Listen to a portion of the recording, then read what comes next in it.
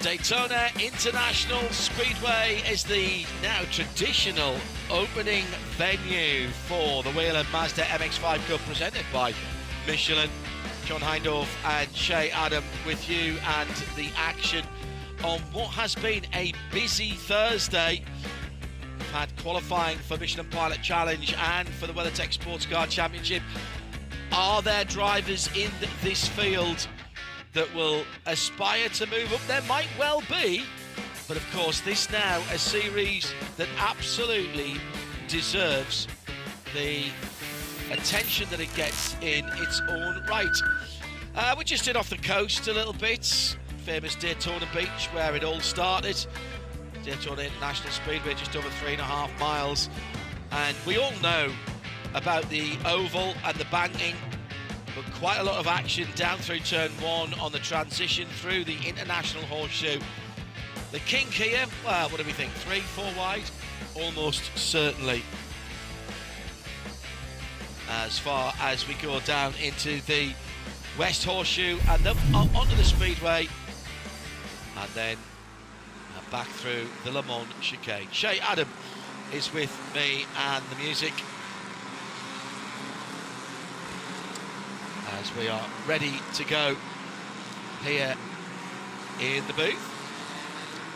And they are all rolling out of the pit lane. I am so excited for this moment. They're following behind the brand new CX safety car, fully outfitted with the Whelen lights, and it is go time.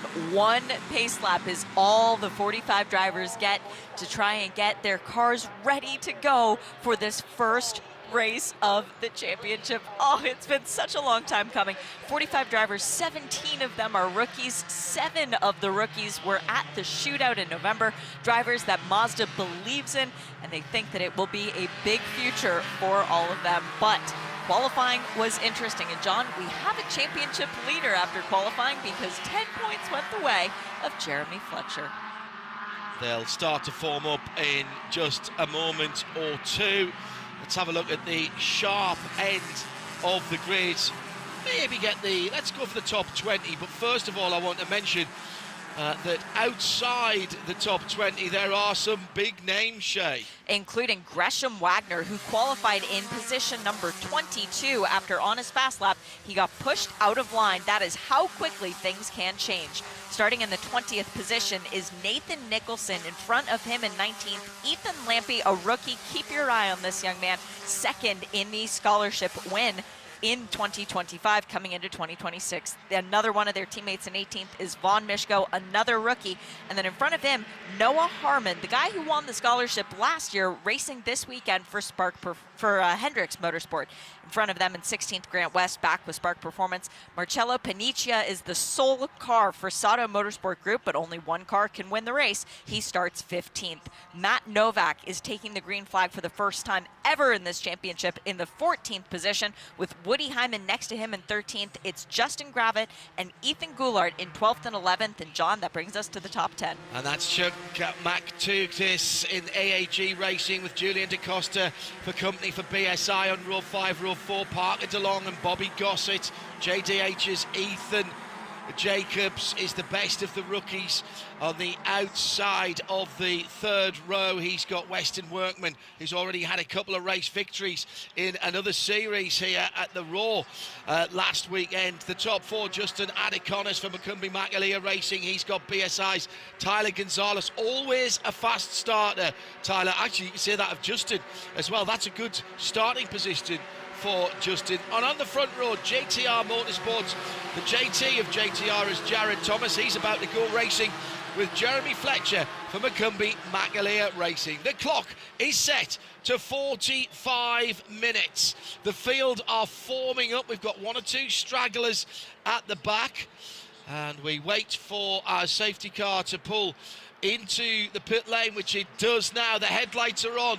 We're in the twilight. It's just beginning to get into the gloaming, and we are racing in 2026 for the Whelen Mazda MX-5 Cup.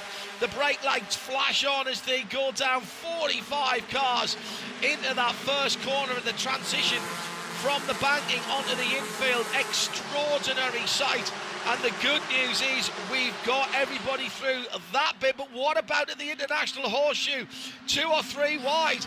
There's a dark coloured car coming through the middle of 3 or 4 others there that I couldn't recognise because he was behind a car almost all the times he came through. Ethan Jacobs in the number 99 machine. And there has been an incident at the International Horseshoe, so we didn't get a completely clean start, Shay. That was John Salerno who went off, and also involves Charlotte Trainer and Max Stallone, 2 of our scholarship winners. This is disaster for 2 drivers making their not series debut, but first full season debut as the yellow flag waves. So we've got a safety vehicle already. The cars hadn't even got on to the high banks for the first time around. Charlotte's able to continue. Yeah, That's the all good bar news. 1 car has been able to pull away.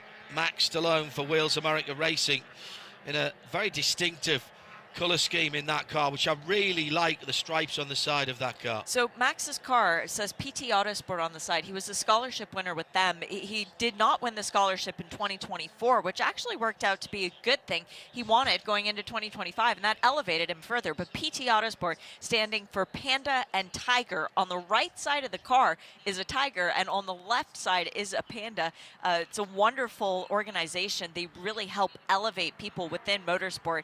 I mentioned that Charlotte Trainer was able to continue on the racetrack, but Max Stallone, it looks like this will be the end of his first race, and this was actually his debut in the championship as well, John.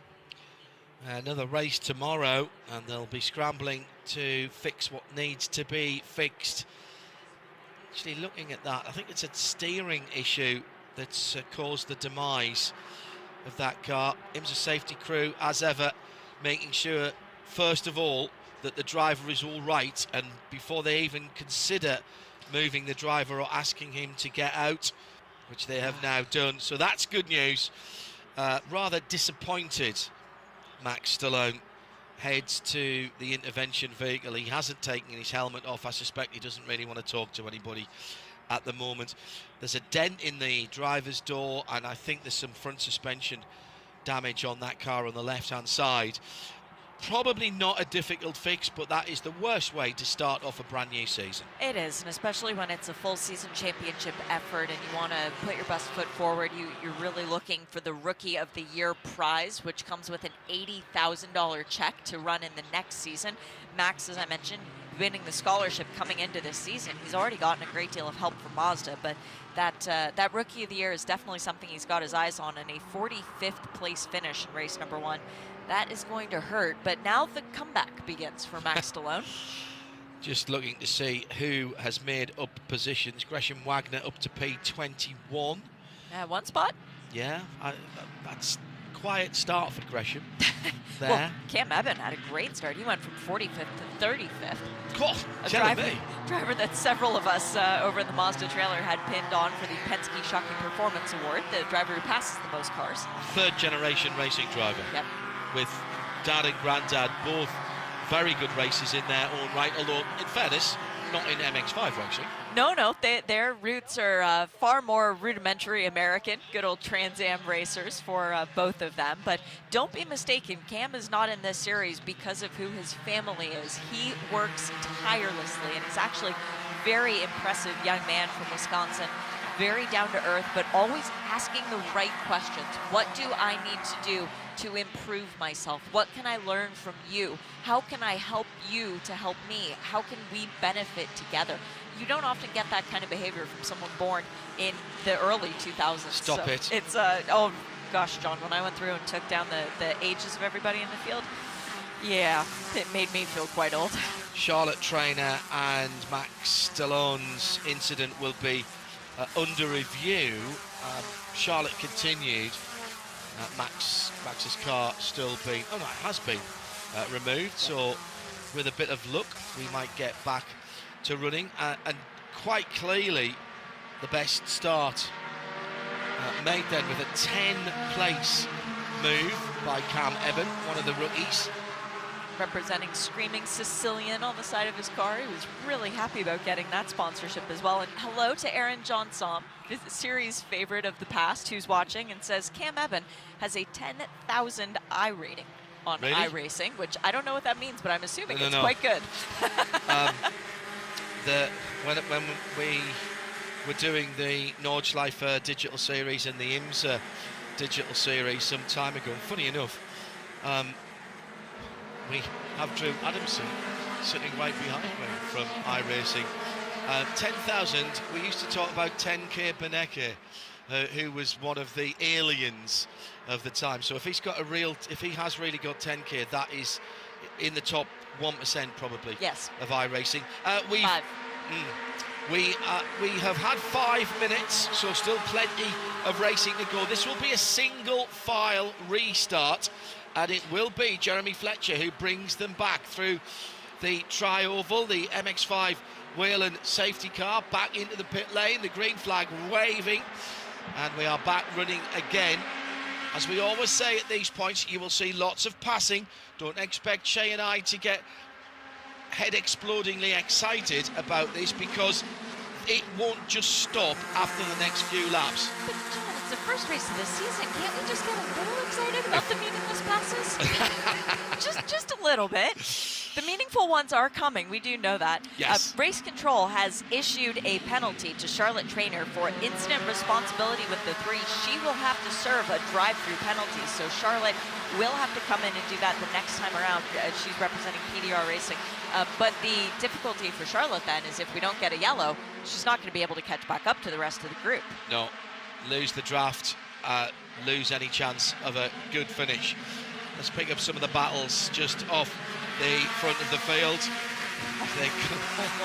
Incredibly tight racing as always as they go onto the infield. Jeremy Fletcher, Jared Thomas, Justin Adaconis, Tyler Gonzalez, Bobby Gossett, Weston Merkman, Julian DaCosta, your top 7 as they went across the line. And DaCosta and Merkman coming side by side through turn 6. DaCosta hanging out around the outside. He's got a beautiful new fire suit that matches the livery of the car. Oh, really? And to risk any copyright issue, that's the extent of it that I'll say, except he looks really, really good in it. Okay. Ka-chow, almost. Okay, I see what you're saying. At the front of the field then, the blue and black car is Jeremy Fletcher in the waning sunlight here. Drafting is king here. Oh, little touch down the inside for the second place car. Justin Thomas just getting sideways. Jared Thomas, sorry, just getting sideways. And behind them, an issue. Now, there's 2-3 cars involved in that. Gresham Wagner was coming up through the field. He got spun around by someone coming through the middle of the Le Mans chicane, the corner formerly known as the bus stop, and Gresham was all kinds of sideways. Now, Justin Gravitt, I think, in the white car. 4 wide. Watch it. Oh, dear. That is Justin got hit from behind. That was a separate incident. That was a completely different incident, but did that set off an event? Oh, yeah, it was a sideways red, white and black car coming through the infield. And that, in which case, no, it wasn't the car I thought it was. Was it Matt Novak? Might have been Matt Novak, yeah. Was it Matt Novak? It might have been. Race Control, we continue to race, actually. And remarkably, after taking a hit on the road, how did Justin Gravitt continue? He has. He managed to continue, and actually into the pit lane comes Charlotte Trainer now to serve that drive-through penalty, as there's a car slow wing in the infield, but Gresham Wagner was still stopped out by the bus stop. He's got it going.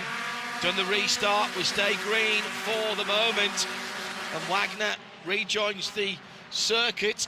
Good effort. Tyler Gonzalez to the front of the field in the red and white 57. He got very sideways as well, but held onto it. Behind him, the yellow and blue car is Bobby Gossett. So this is it's just Adaconis. No, it's Adaconis, yes, excuse me. So Gossett has lost a position since the line. There we go. Now we have Gravitt into the pit lane. A great effort by the JTR Motorsports driver, making his 2nd weekend in this series. And Gresham Wagner is continuing around at speed on the circuit, so hopefully his car is okay, and if we get a yellow, he can join back up with the battling pack, because Gresham is one of the drivers who's previously won here at Daytona. But Shea, that has split the 45 car field significantly. Now we've got a lead group of probably somewhere like 16, 17 cars, and then quite a big gap after that. Actually, I think it is 16 cars back to Nathan Nicholson, and then there's a 3-second gap back to Ethan Lampe and Chris Allen and Vaughan Mishko, who are chasing.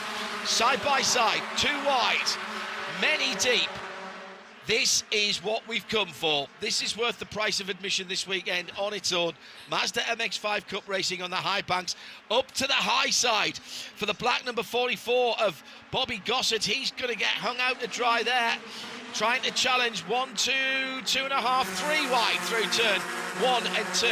Now this is good news for the chasing group, because they're slowing each other down, but that 3-second gap seems to be growing between this top 16 and the rest of the field. And that was a fascinating moment, because we had Justin Adaconis leading, and he actually just gave a big push to Tyler Gonzalez. Fast hands from Gonzalez and his BSI machine to hold on to that one. But it was a moment where Adaconis was seeing, can I make the outside work if I've got my teammate pushing behind me? The answer, first car across the line, was Gonzalez. I count 4 BSI racing cars in that leading group of 15 stroke 16. Oh, boys. So they are really, really banking on numbers there. The bright coloured Western Workman car, the Storic number 21 with the... It's a go-fast delivery, isn't it? Because it looks like it's doing 55 miles an hour when it's standing still. Big sideways moment there for the leader, Tyler Gonzalez, as he got hit from behind by Justin Adaconis. But that was great car control. But Adaconis looks like he's gone to... No, he's staying in second place as the leader is broken away. Then there's Western Workman in behind him, goes down to the low side, getting pushed by the number 42 of Parker DeLong and PDR Parker DeLong Racing. And Weston Workman, new team for this week. He's with Hendricks Motorsport in that number 21 machine that we mentioned for Story written on the side. This is a great story because it's Scott and Todd Vanacore. Scott races with Kimberly Hendricks, the team owner, regularly in another series. He was running with her last weekend, and what was a bit of a miracle, the car wasn't ready to go. 11 p.m. it rolled out of the shop for a 7 a.m. time at Sebring International Raceway. Get to the track, goes on the track. Long story short, Scott wound up having a heart attack, and it was because he was at the racetrack and with Kimberly Hendricks that they were able to get track services to him. He died twice in the hospital and on the way to the hospital. He's here today. Because of what happened last weekend, he decided that life's too short, needed to get Weston Workman on this racetrack, and that's why Storit is on the side of the 21 this weekend. And he's leading the race. A little bit of a bump draft into turn 1, but Weston Workman holds on to it. It was Parker DeLong in second at the line. I say that, he is still there. The rest of the positions, they'll be changing every microsector of timing that we've got. And for example, that there's the timing. It's like shuffling a pack of cards, isn't it? It the really amount is. And we've still got half an hour to go.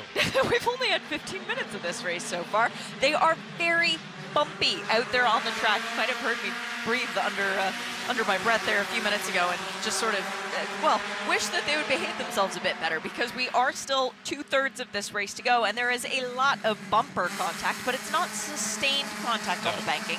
That's the good news. Tyler Gonzalez is trying to make it 3 wide coming out of turn 6. On the high side. He's making it 3 wide. He's making it work. Well, for a moment he did, but then he got a side swipe, and both he and Parker DeLong in the blue car, so red, white and black in the blue car, they are falling back, but here's a little bit of a help at the front of the field, and there goes that number 23 of Justin Adaconis in his second year in the championship. But look at this coming through, the red and white car in the middle of the pack, coming through at the moment and helping Parker DeLong in that blue, mostly blue car. That is JTR. Why do we know it's JTR? Because he's got the yellow roll hoop, and he is carving his way through to a Jared Thomas in that number 96 car. and already he's into 5th position, and he's helped Parkins along back to the leading group, and that 16 is beginning to fracture now, and Western Workman knows that he's got to work with the 3 cars around him so that they don't lose the lead draft. Here they come. Look at the speed from Tyler Gonzalez. He has to go to the high side because he would have run into Parkins along in the blue car. Grant West led that lap. Grant West driving the number 50, who runs a little bit wide through turn 1 with the help of someone else who's now dropped back to P4, is with Spark Performance, and Grant has been in this series full-time for 3 seasons. He is a perennial favorite, deep-rooted within the Mazda family. He helps build cars to get people up through the SMX. Grant led that lap. Incredible racing at this point in the race. Now, normally what we see in these races, with half an hour still to go, 29 minutes still to go, you normally don't see this level of aggression, Shay, this early on. What you see is a group of drivers trying to break down these big groups, but that early accident that there's now put 5 seconds between this top group and the rest means that they've got a little bit more freedom to actually fight. What's happening though is that second group now has also fractured, so the gap is starting to come down. It was well over 5 seconds, it's under 4 now, and that's because Ethan Lampere, who leads, Glenn McGee now, who was leading that group, he's just done the fastest first sector of anyone at 29.5. Your leader, Grant West, did a 30.5. He's just taken a second out the leader in the first short sector. And Grant West was added to the race this week, so anybody can do it, but no, Glenn McGee has a lot of experience in these cars, so bringing him in last minute, definitely not a problem. Now, dear Nathan viewer, Nicholson got very sideways there in the WAT, the Watt 56 car coming out of the Le Mans chicane, but he's managed to gather that up. 4 at the front now, Shay. dear viewer and listener at home, you might think that with all this light jousting we're having on the track that the cars are trying to wreck each other. Quite contrary. They're trying to figure out where their strengths are, where everyone else's weak points are. Right now, Julian DaCosta working with Weston Workman to come around the top side of things. Justin Adakonis led that lap, but the top side group, they were in 3rd. And Chuck McTutis decides to go to the high side and chase those 2 to try and make up in the dark-coloured number 60. When I said these guys find pieces of the track to race on that no other series does, now do you understand what I was talking about? There'll be a penalty for Matt Novak in the Advanced Autosports number 11. I thought that was his car earlier on that was involved. That is a incident responsibility with Gresham Wagner, so that was at least the car that we picked out of that melee early on. That'll be a drive-through.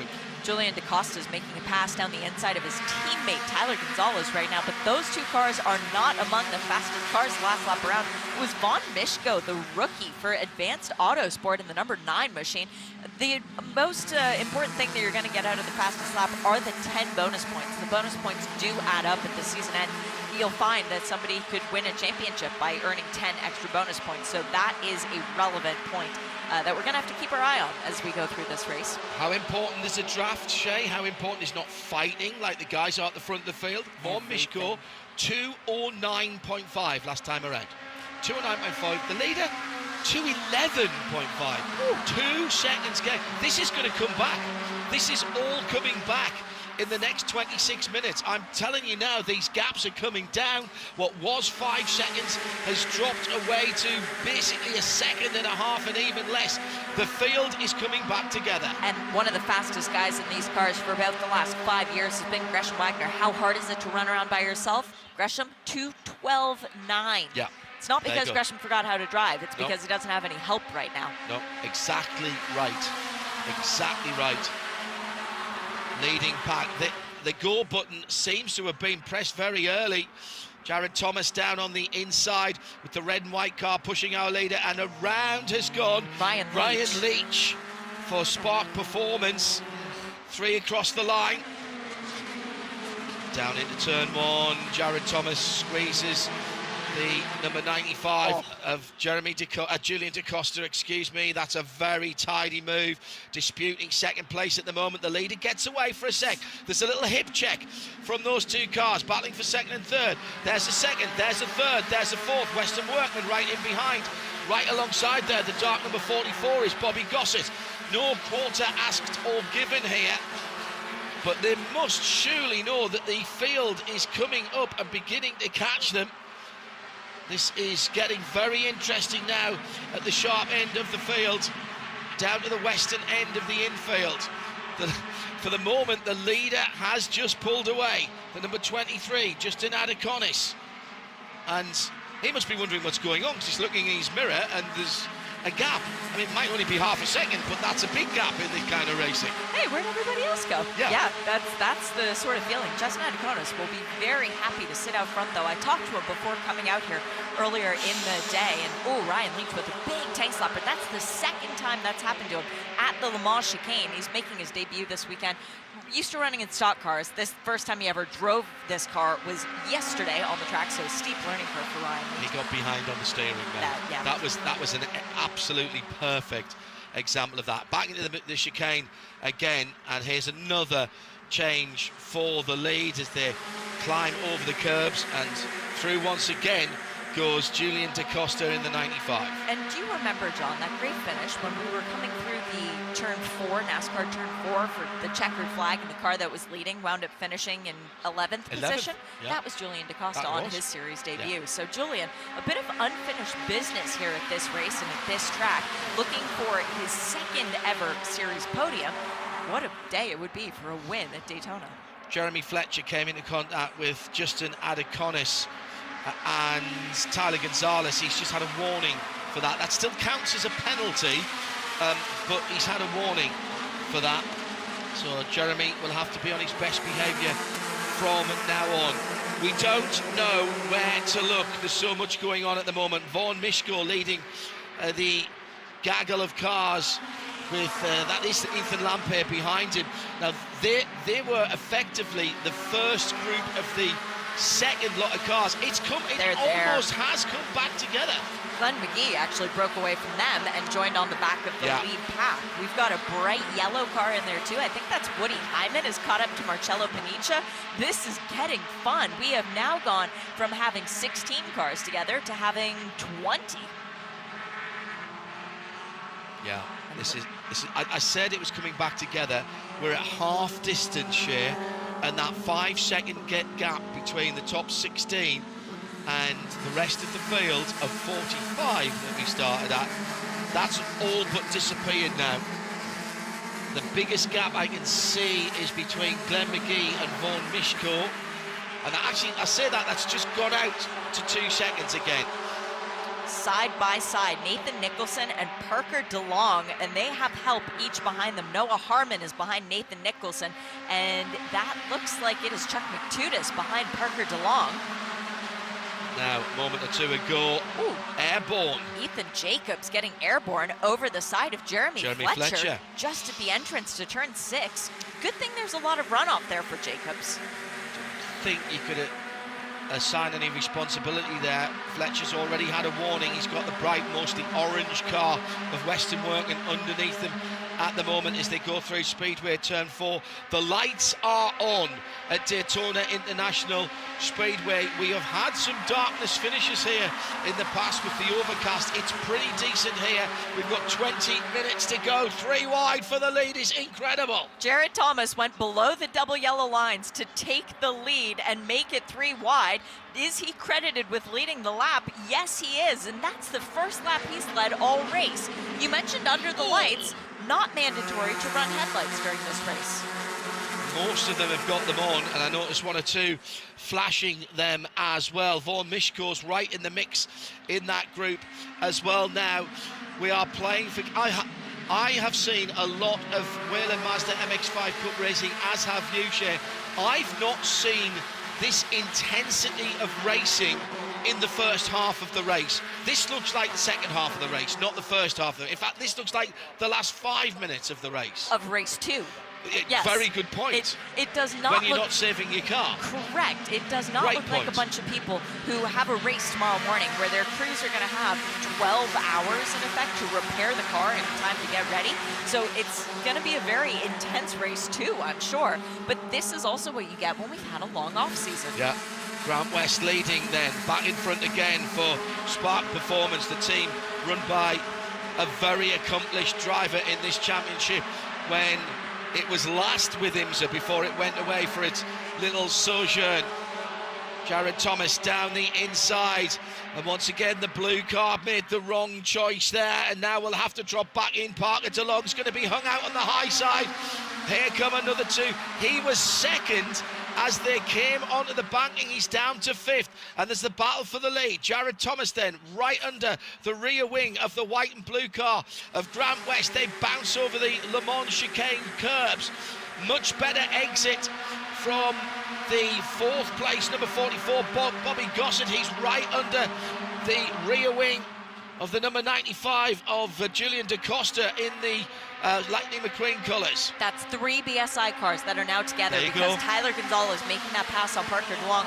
Those 3 BSI cars know to work together. That is huge for Shea Holbrook and her husband Nick and their whole organization. And Ethan Goulard is another BSI racing car that's only another 2 cars further back, 3 wide. And for a moment we had 3 wide and 2 in each of the lines as through goes Tyler Gonzalez to take the lead into turn 1.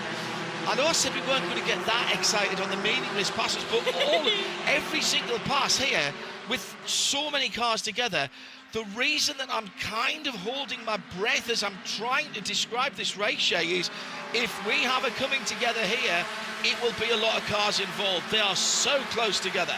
They're not allowed. I told them they weren't allowed. They have to preserve their cars. So, yeah, they're all going to behave. Are you exerting your influence? Racing drivers always do what they're told.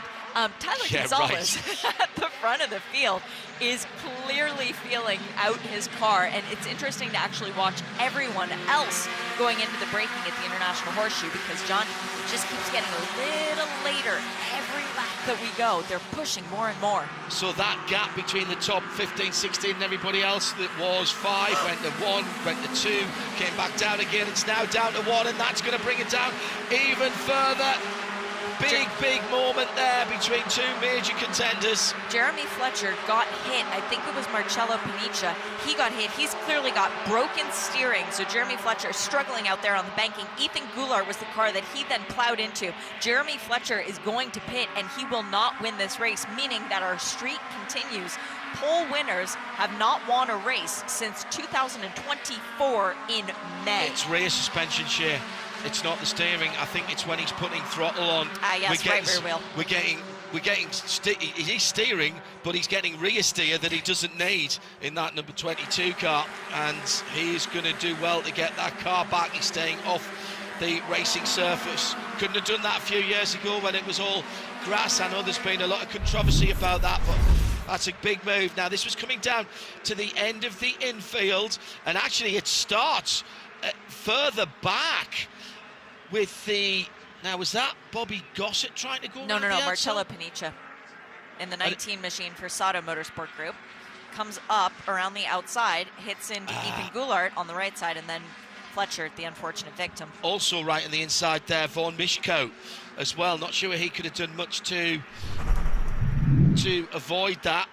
Meanwhile, Tyler Gonzalez has led another lap, meaning he has led the most laps of this race so far with 3, and we have had 7 different drivers credited with leading a lap, and of course that doesn't include what happens when they're not crossing the start-finish line, but Tyler on 3, right now, that's 10 bonus points going the way of Tyler Gonzalez. Is pulling off the track as the other Wheels America racing car, trying to avoid the safety car, as a matter of fact. That's Logan Stretch. He was having a quiet debut, but he was up in the 16th position doing a respectable job.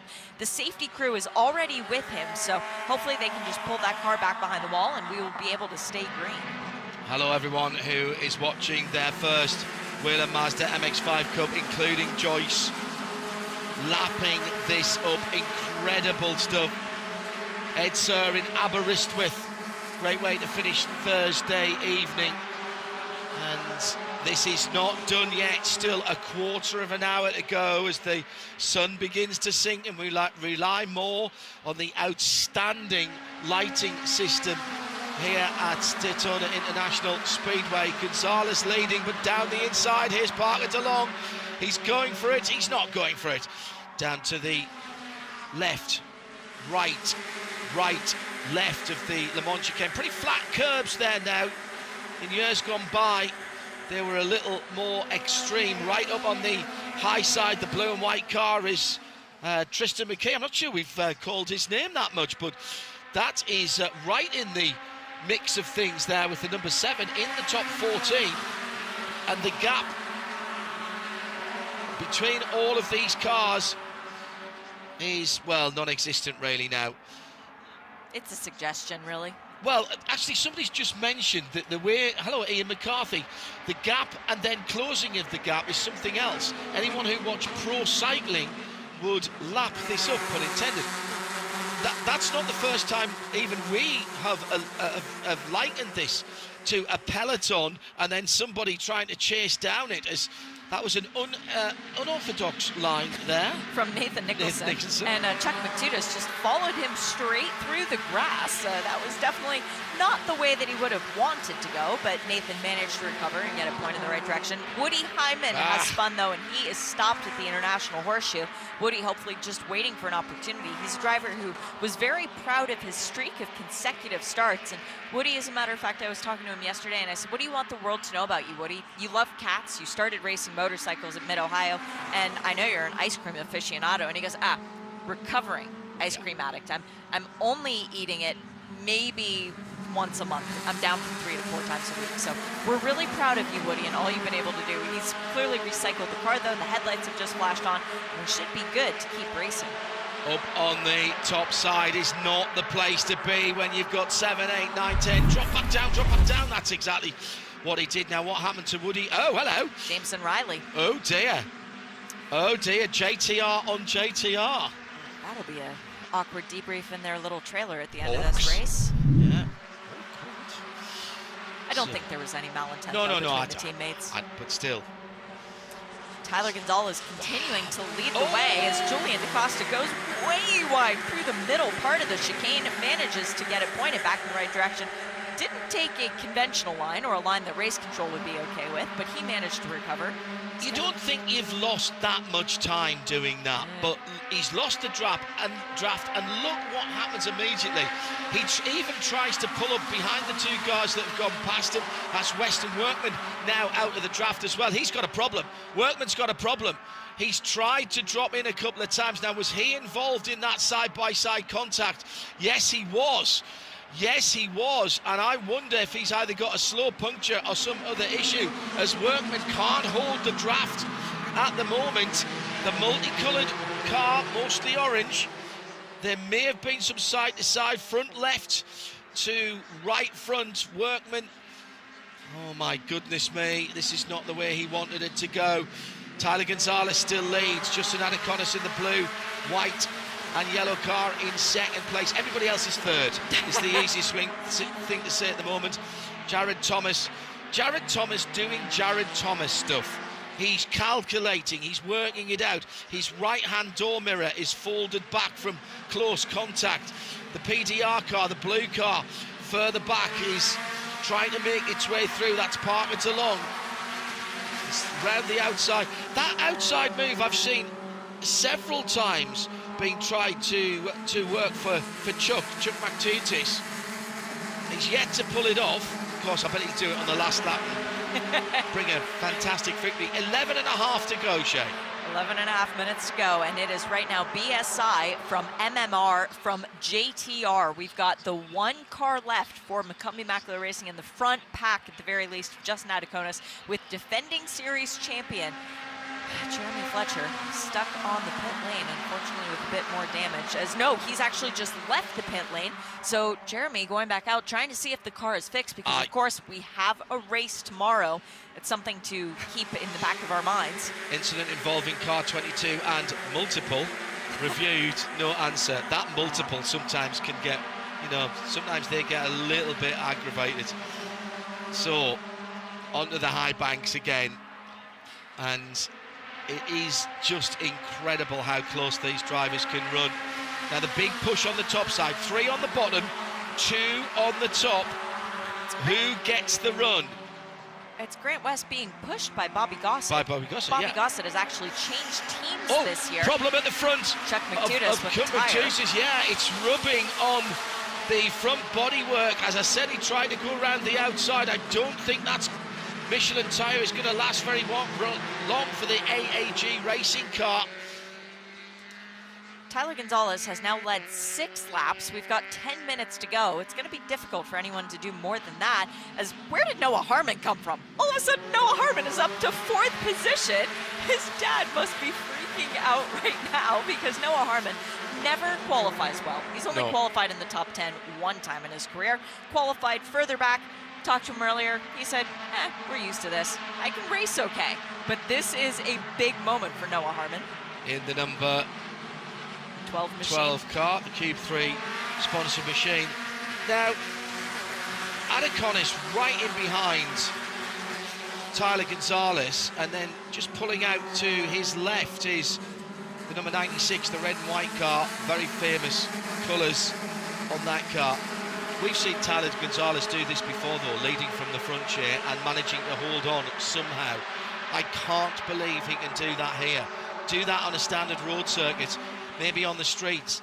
You're not going to do it here. And in fact, Adaconis goes to the high side, and Jared Thomas pushes him through, and here comes Noah Harmon as well. And look at the pace differential. Look at the pace differential.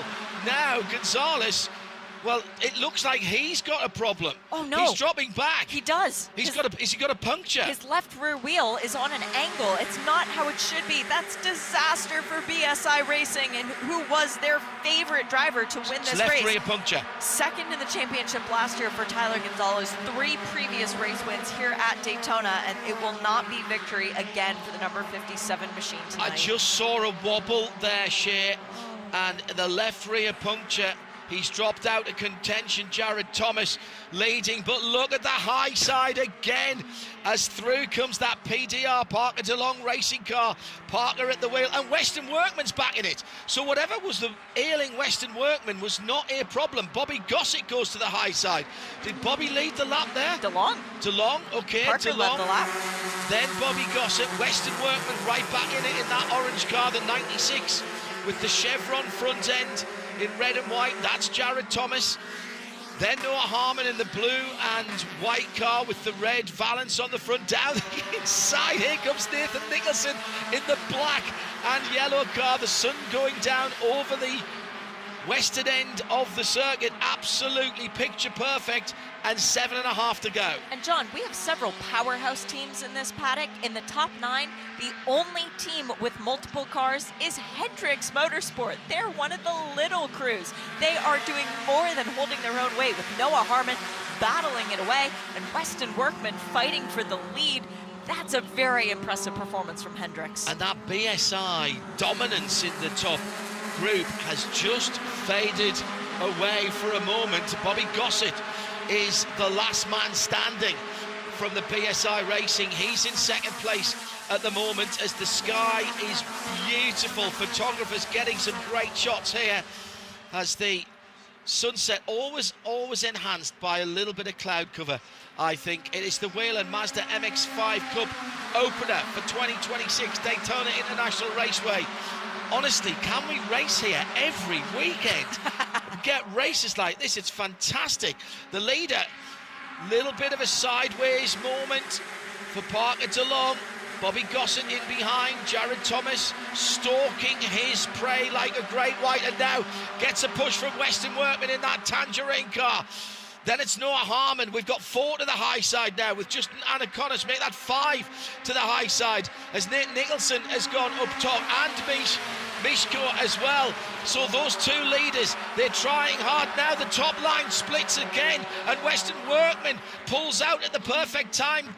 And Jared Thomas will not be happy. 3 across the line as they went through. Pick the winner out of that. Was Noah Harmon got a lead lap. It was a Hendricks 1-2 crossing the line as they were no longer line astern. They were side by side. very impressive driving from both of those young men, new to this team, not new to this series. Serving the drive-through penalty, Jameson Riley, no surprise there for the contact with Woody Hyman. An 11-car train, then a scant 1 second gap back to about another 10 cars. And as it looks now, we're coming round to 5 minutes to go. That'll be at least 2 more laps, possibly 3, depending on where they cross the line.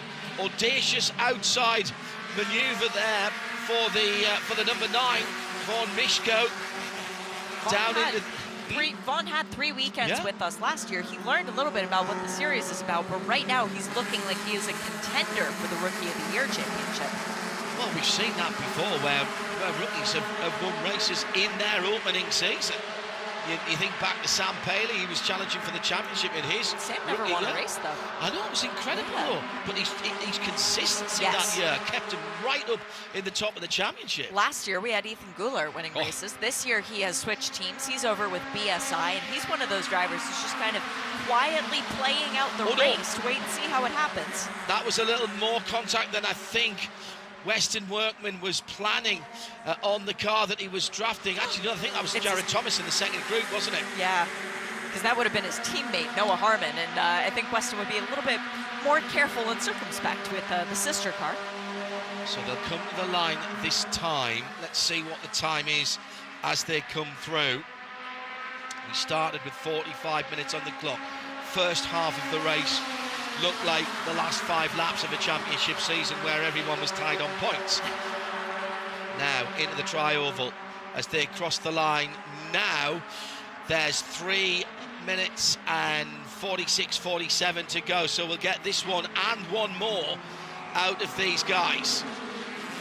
Down into turn 1, Weston Workman in that bright orange car. Alongside him, that is Justin Adeconis. In front of him, it's Noah Harmon. This has been a very, very measured drive by Harmon. Don't count out that red and white 96 with the yellow rollover hoop. Not the worst place to be in there at the moment. You might think, oh, I'd like to be 1 or 2. We're actually going to get we might get some traffic here as well in the last 2 laps, because these guys are lapping 2 and 3 seconds quicker than the cars that have been left off the back. And who are they catching? I believe that's Gresham Wagner. Who's Gresham Wagner's teammate for the first time ever? Jared Thomas. Yeah, that's a fair point. Well made, Shea Adam. And we know that Gresham Wagner is capable of running with the front pack. He is a driver who's very capable of winning races, winning championships, looking for his record-tying race win to be tied with John Dean II. As now we've got 2 lines. Vaughn Mischko is next to Nathan Nicholson, and right behind him is Jared Thomas, who is alongside Julian DaCosta. Yeah, they're trying to push themselves towards the front, but the top 4 are now. This is exactly opposite to the normal Whelen Mazda MX-5 Cup race. You normally get people working together in the first half of the race, not when there's 2 minutes to go. We had the top 4 there definitely trying to pull away and not trying to fight each other into the braking areas. Here they come. There'll be white flag this time around, I reckon.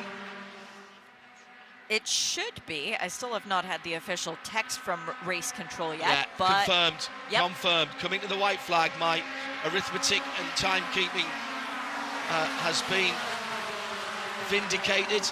Really good driving, not getting involved from Gresham Wagner. Yeah. White flag is waving. The guy 3.5 miles share. The guy who's led the most laps will be Tyler Gonzalez, so that's 10 bonus points to Tyler, and he knows that bonus points matter, so he'll be happy with that. Still yet to see who's going to take the fastest lap, because that could come on this final circuit of the track. Bobby Gossett running through the dirt a little bit too much. That's costing him speed, and that will ultimately mean that the number 95 of Julian DaCosta is able to get back around him up to 3rd all of a sudden. Nathan Nicholson fighting with the Cube 3 car of Noah Harmon. Can Noah hang on to the position? Yeah, Harmon shuffled back just a little bit for the moment. Weston Workman starts the final lap leading. Then Nicholson, then Adeconis, excuse me. Then the 12 of Harmon. Nicholson is in there. There he goes down the inside in the yellow and black car. There's a spin behind it. That's McKee.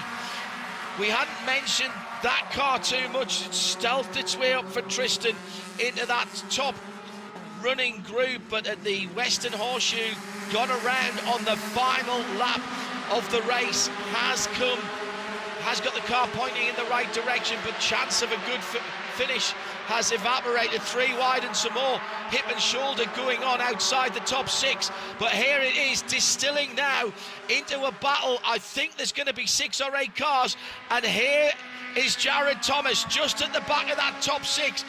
Don't think that he's out of it in that Chevron red and white car. Down towards the last major braking area, the Le Mans chicane for the last time. Justin Adeconis with a lap car ahead of him, and Weston Workman ahead. That's his teammate. That is Jeremy Fletcher ahead of Justin Adeconis. If anyone is going to be able to help, it will be Jeremy Fletcher. Jared Thomas missed the exit of the chicane. Here they come. Is it going to be 4, 5 or 6 to the line? Adeconis, Workman, Harmon in the blue and white car, and Da Costa. Da Costa for the run to the line, surely from the back of that leading group, the top 4, but here come another 2. Jared Thomas is there. Workman pulls out early, down to the inside. Here comes Harmon up on the high side. There goes Da Costa, but as they come to the line, it's Harmon that takes it. Harmon takes it in the blue and white car, the Cube 3 car. His first ever victory for Noah Harmon. Last year, he got a 3rd at Barbara Motorsport Park. The last race of the season, he finished 2nd. And take a bow, Noah Harmon. You are a race winner here at your home track. Right now, Justin Adeconis 2nd, Bobby Gossett 3rd, Jared Thomas 4th. I don't think Jared is going to keep that position. I think they're going to penalise him for the shortcut on the Le Mans chicane on that last lap. Several shortcuts under review. Incident with Tristan McKee under review. I don't think that involved anybody in the top 3. Little bit of a grassy donut. Can you have a grassy donut? Oh, absolutely. Yeah, all right. It was a grassy donut. For Noah Harmon, he lives in Orlando, Florida. He goes to UCF, has a fan club of friends with him here at the track this weekend, but his dad, Gordon, always here at the track. Noah turned 20 earlier this week, and his dad actually sold his truck to buy Noah a new car to celebrate for this week. Right-hand side door mirror folded in. Hendricks Motorsport, no, not that one. Nope. It is not one of the hyper teams, and that is a brilliant way to start the season. That run to the line was absolutely outstanding. There was a moment when I thought we were going to have a huge incident with Julian Da Costa down below the yellow line. So coming out, this is coming to the line now, and Da Costa gets on the grass, gets sideways, unsettles Harmon. What about the run on the high side for Bobby Gossett? Do you know, another 10 or 15 yards, Gossett might have had this as he was coming through, and a fabulous save by Da Costa, fully sideways across the line on the apron. This behind the top 3, I think we can say that it's provisional because of what had gone on at the exit of the Le Mans chicane. Fully agree with that. And race control is going to have their work cut out for them to make sure the onboard videos that everything is okay. But for now, massive round of applause, not only to Noah Harmon, but Justin Adeconis. This is his 2nd podium finish, his first coming in the last race at Michelin Raceway Road Atlanta.